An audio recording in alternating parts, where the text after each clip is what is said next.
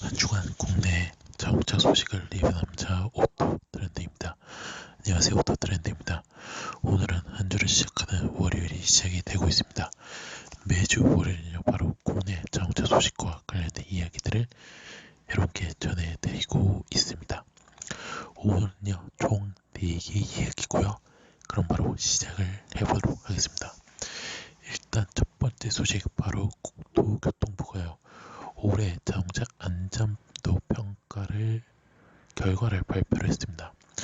올해는요 국산 8차종 수입 3차종을 대상으로 안전도 평가를 실시를 했고요. 신규 출시와 판매량이 높은 차량을 대상으로 선정해 소비자가 비교할 수 있도록 평가 결과를 공개했습니다.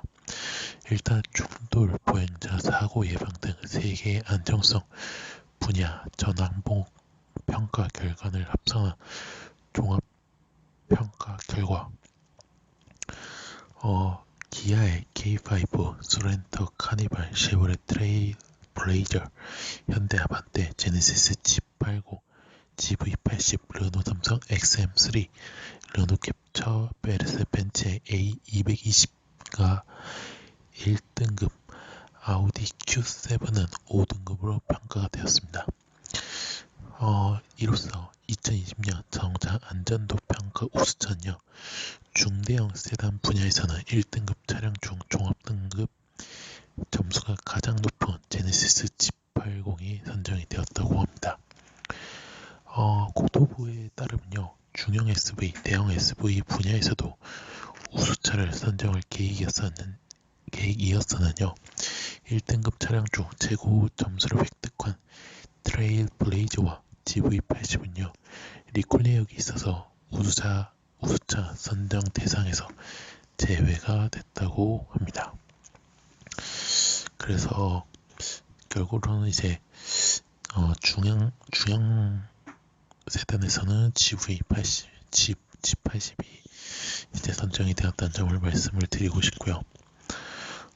그리고 보행자 안전성을 높이기 위해서 액티브 후드를 장착을 했고요.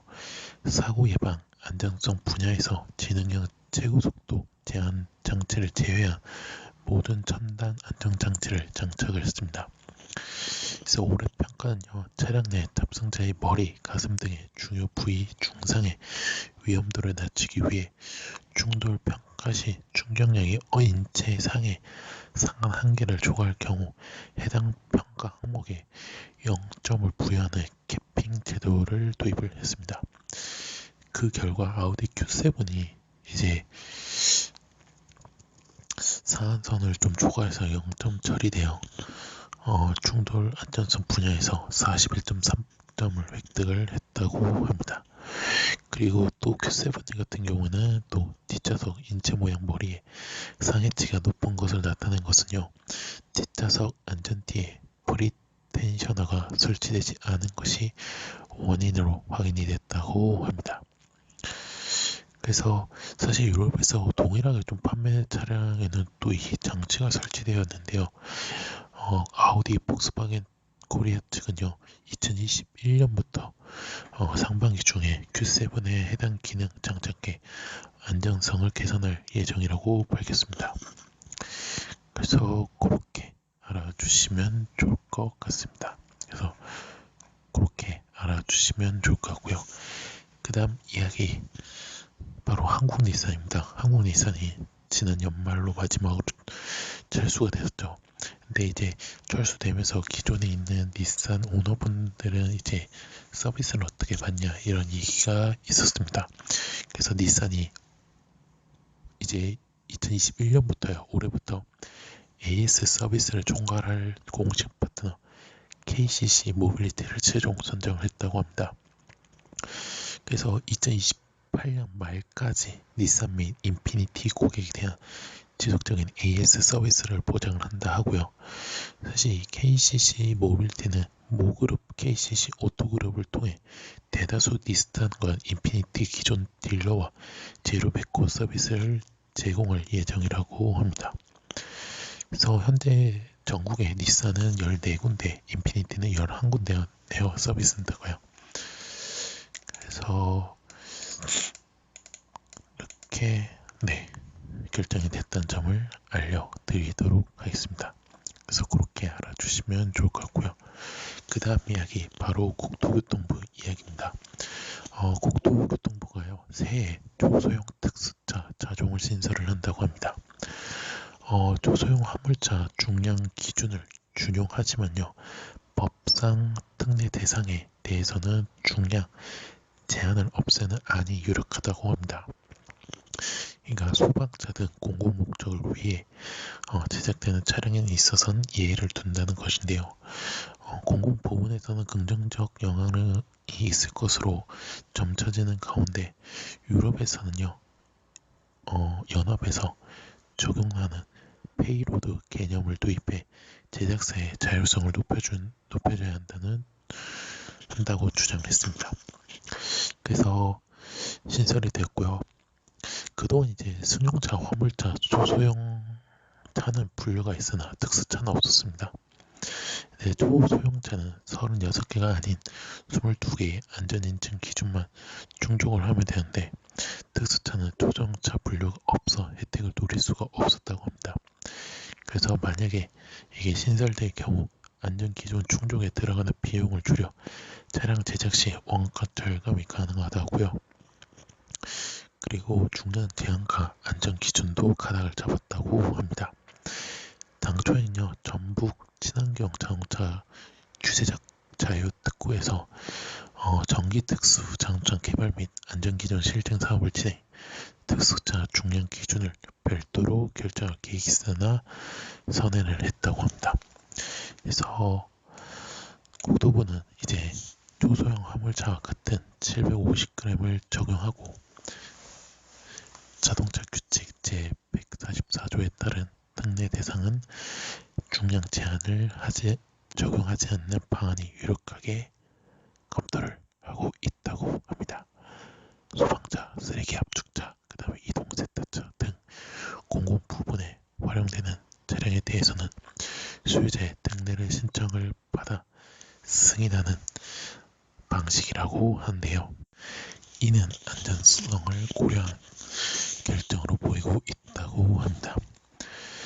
그래서 그렇게 한다는데 근데 이제 다만 조금 업계에서는 이제 공공 목적뿐만 아니라 모든 초소형 특수차에 대한 완화된 기준 적용을 요구를 하고 있습니다.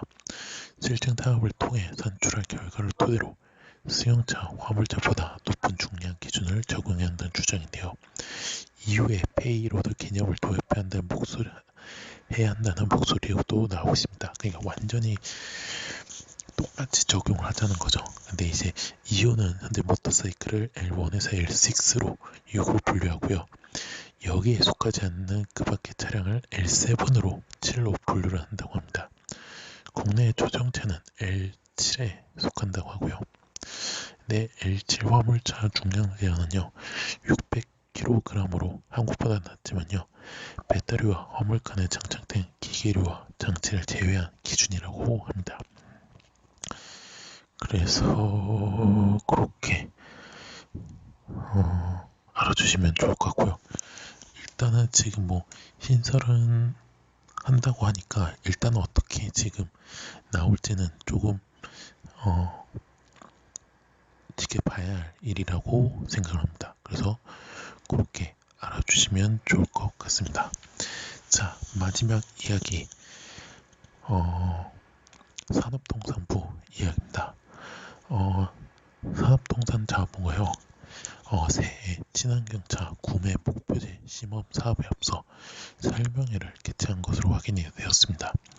그래서 렌터카, 물류, 택배사업자, 운수사업장 등을 설명회 초청을 했다고 하고요. 그래서 관계자는 새해 초부터 시범 사업을 할 예정이라 사업자들도 준비할 수 있도록 설명회를 열었던 것이라며 최종안을 갖고 설명회를 진행한 것은 아니라고 말을 했습니다.